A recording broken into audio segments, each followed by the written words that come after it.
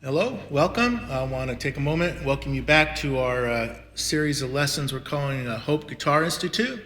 Today we're going to be taking a look at the key of E and playing in open E, and particularly in the area of the nut. We call this the nut. There'll be another lesson later where we're going to look at playing an open E in a different position on the guitar neck. But today we're just going to look at open E, basically down here where we're used to playing most of our chords on acoustic guitar. And we do want to refer to it, we often do refer to it as open E, and one reason is because the B and E strings are open and they ring on every chord that we're going to look at today. So on all the chords we're going to look at, all four chords, we leave the B string and the E string open, and everything else is done on the A string, the D string, and the G string. All right, let me take a moment. Let me pull up a diagram of all the chords. There's the four chords we're going to look at. You can pause it or just take a moment here. We're going to learn the E chord. Obviously, we're in the key of E. We're going to look at the A2. If you remember from our G lesson, we often refer to that as a 9 chord as well, so you might see an A9 or an A add 9. But to this technically is an A2 chord. We're going to look at a B sus, and we're also going to be looking at the C sharp minor 7. And as you just take a moment and look at that, you're going to see some similarities we'll be talking about as we go through. It's one of the things that makes it not as difficult to play once we get the fingerings down and we're used to making the notes ring out. It's a pretty easy approach, but it has a very modern sound to it, so we can sound pretty advanced quicker, maybe, or quickly. And so as we dive into that, let's just jump into the E chord. And there's the E chord. And I can play the second finger on the A string, the third finger on the D string, and both of those on the second fret. And on the first fret of the G string, we'll use the first finger. You just want to play that chord. Make sure all the strings are ringing out. It's real easy to tip your hands down and touch strings. Maybe you'll miss the G string. Just want to get that. My thumb is right back behind, about in the middle of the neck. So I use that for pressure if I need to. As you're playing the chords, you do need to be aware if you have to push so hard that you break down at the first joint, you're pressing too hard. You shouldn't have to press terribly hard. The harder you have to press, the more fatigue you'll get in your hands, the harder it will be to play, and also the less amount of time you'll be able to play. So if you find yourself wearing out really quickly, just look at how hard you're pressing and see if you can get a better touch. If you need to, take your guitar into the music store and have a guitar tech take a look at it. Maybe some adjustments he can make. I will say in reference to the first finger there on the G string, the closer you are to this nut, the harder it is to push down. The E string. So take some time. I just give you practice strumming, down, up, making each string ring. Another thing you can do while you're practicing to get used to that and training yourself, one, not be looking at the chord as you play it. Take your hands off of it and then go back and without looking, put your hands where they go. Take your hands off, go back. Take your hands off, go back. Just get used to that. This is what happens. The more you hold the instrument, the more you play it, you get a sense of where you are up and down the neck, as well as up and down the strings, lowest to highest.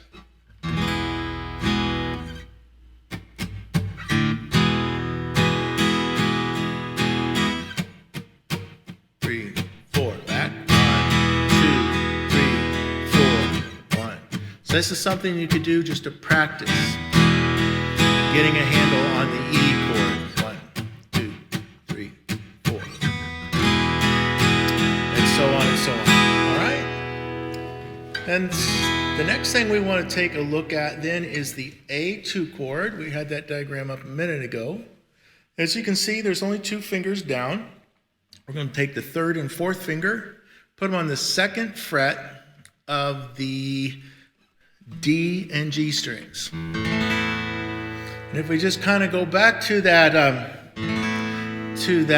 E chord, and then to the A chord, we're just going to put that little finger down, keep the ring finger or 3rd finger in its same spot, and we're just going to take the other 2 fingers off. A2. Take some time, get used to playing that. 2, 3, 4, 1, 2.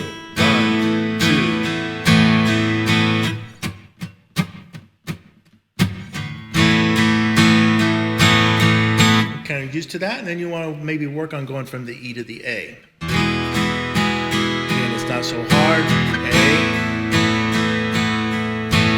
E, A,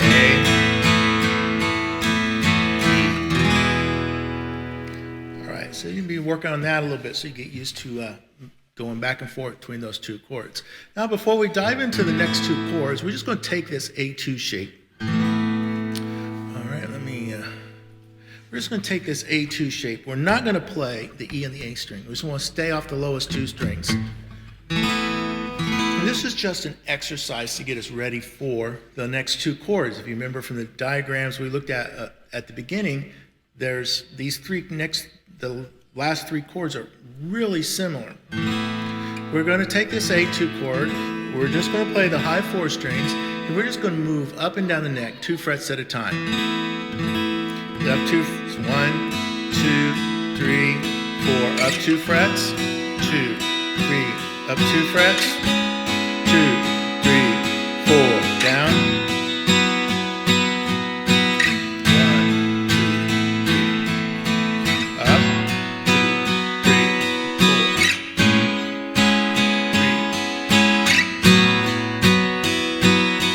3, 4, 3. Okay. Work on that a little bit, get used to that. So it's just setting up, it's an exercise to get us ready for the last 2 chords we want to look at. So let's go ahead and pull up that B sus. And you see that fingering, and you probably can see now why we're doing that exercise. You take that A2, take it up to 2 frets. We're going to take our 1st finger now, we're going to reach across, put it on the A string at the 1st fret, like the diagram shows. Now this is one where you're reaching across. You don't want this finger to lay down low and dampen the B and the E string. So it's got to come, your hand's going to have to come up a little bit to stay off of those. We're not playing the low E string. If you want to reach across with your middle finger and just touch it in case you like to play hard, you stay off of that string. Or if you hit it, it won't ring. Just kind of adds a little percussive sound to it. But just get where you can play that chord, get it to ring, then you might go back and forth between the A and the B. A, 2, 3, back to the B. 1, 2, back to the A. 1, 2, 3, 4. B, 2, 3. A, B.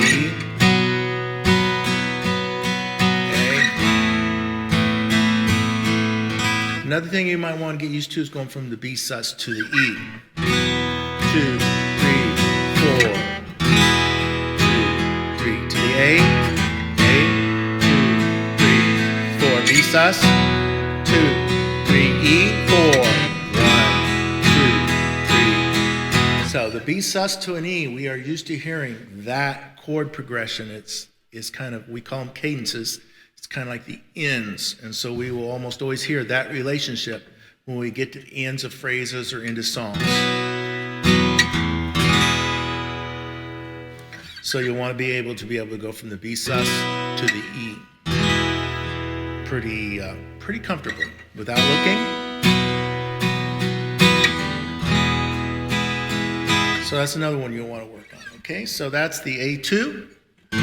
The B sus. And we're going to take that B sus. We're just going to come up 2 more frets. we have the C sharp minor 7. All the same things about letting the B and the E string. So we want to make sure your notes are ringing out. We're not playing the low E string. Again, if you want to dampen it with your middle finger, just dampen it by barely touching it, so it deadens it. When the other strings ring, you really don't hear it. And then, like we've been doing, is get used to going up and down that fretboard with those 3 chords. That's what I would do. A, 4, B sus, 2, 3, 4, C sharp, 2, 3, 4, B sus, 2, 3, 4, A, 2, 3, 4, B sus, 2, 3, C sharp minor 7, 2, 3, 4. And then as you do that, you might even go bounce around a little bit. A to C sharp, 2, 3, 4, C sharp minor, 2, 3, 4, 2, 3, B sus, 2, 3, 2, 3, 4, 1. Just whatever combination you come to. So you're just used to bouncing back and forth. E to C sharp minor 7, 2, 3, 4, 1, 2, 3, play 2, 2 B sus, 4, 2, 3 E, 4. Just get used to bouncing around between those chords. Slow it down, go slow, go a little faster if you can. But that's the E, the A2, the B sus, the C sharp minor 7. It's a very common modern sound and way of playing those chords.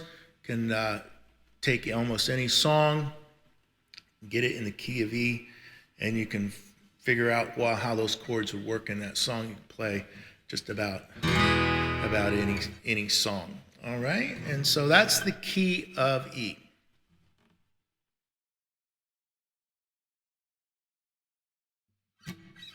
All right, the bonus round, the bonus chords. Don't you always like those infomercials where you think they're done and they go, but wait, there's more. So here's your bonus round. We want to look at a few more bonus chords for the key of E.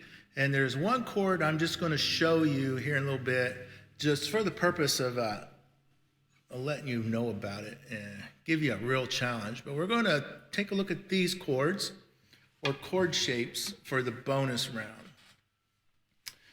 We're going to go ahead and take a look at a normal A in F sharp minor 7, and that is an open E fingering. So we're playing in the key of E. You see an F sharp minor 7, the fingering will show you it works really well. If you're playing another key at another time, we'll be learning some different keys. You might want to change it up. An E over G sharp, and we're going to talk about that chord here in a little bit, and the E sus, and that is the first chord I want to go ahead and look at, is the E sus, or E sustained 4, or E4. We have this E chord we've been playing, and all we're going to do is take, and we're going to put the 4th finger down on the 2nd fret of the G string. If you compared it to the A2 chord, you would just lift up the middle finger. E sus, A2, E sus, and almost always the E sus will go to the E chord.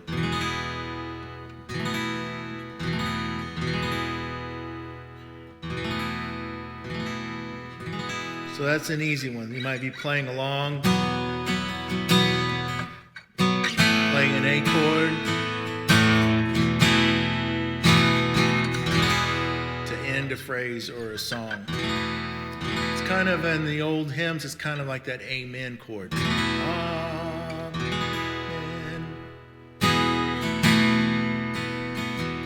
So an E sus, you do need to be aware of that in the key of E. With the open E, it's real common to see an E sus, or E sustained. And remember, almost all the sustained chords could also be thought of as 4 chords. That'll be like for a theory lesson at some point to go into what's going on. Just know that guitar players, no matter what, will call it an E sus most likely. Piano players may refer to it as an E form, so it depends on who's writing the song and how they're using it. E sus. Okay. Now we want to take, while we're on the E, we want to look at the E over G sharp. And here we go. Voila! Now that should scare you. I'm not even going to tell you how to play it. It's hard to do.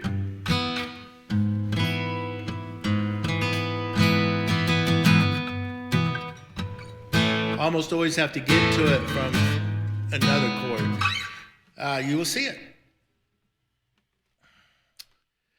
And I wish you lots of luck.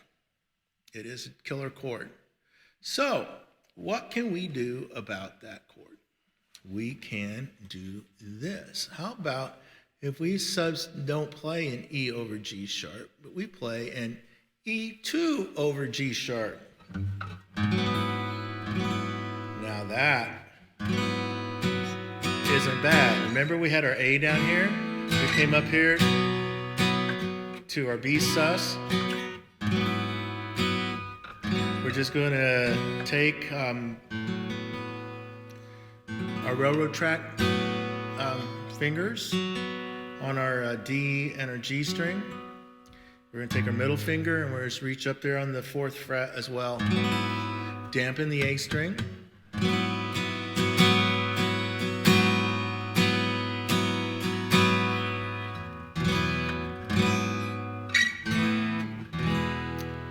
And that's a much easier chord to play than the I can almost finger pick that other one.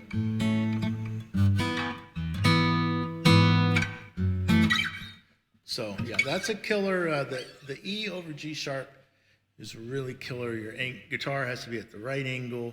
You really have to train your fingers, and there's a lot of great guitar players who don't play it. And as we learned, we can substitute these 2 and 9 chords. And so let's just substitute a 2 chord for the E. And all we got to do then is play the G sharp in the bass. If you're a guitar player and you're playing in the key of E and you see this, it probably is really good just getting the use and the habit of playing this inversion. All right, and then a chord that'll show up, that's also in the key of E, it'll show up, and a lot of times it'll show up before the E over G sharp, is an F sharp minor 7. And if you look at that, you realize you're already playing that shape. Just take it down 2 frets. So it's an A2 chord. And we're just going to reach over to the E string and put the middle finger down on the 2nd fret. And so a lot of times what you're going to see is you're going to see E, F sharp minor 7, E2. You might hear that. 2, 3, 4, 1, 2, 3,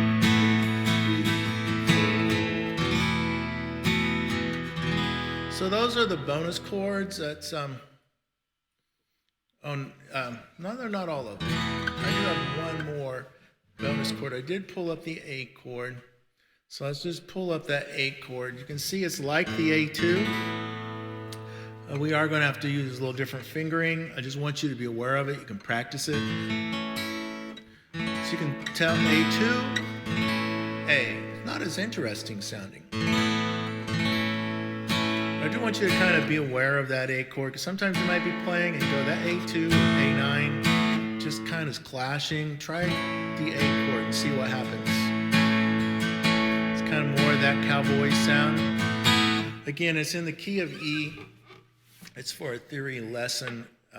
The relationship between the A and the E is the same as the C and the G. It's really common in our modern music to make that chord and that relationship an add 9 or a 2 chord. It just adds a little interest sonically, and it typically doesn't get in the way. And this A2 or A9 is a lot easier to play, and it sounds more modern. And anytime you can sound more advanced and not have to work as hard, to me, that's always a good deal. So the A2 as opposed to the A always works. Taking a look at the F sharp minor 7, the E2 or E9 over G sharp. Always I shouldn't say always, but yeah, always substitute that for an E over G sharp. There is no reason to kill yourself to learn the other, unless you really are wanting to.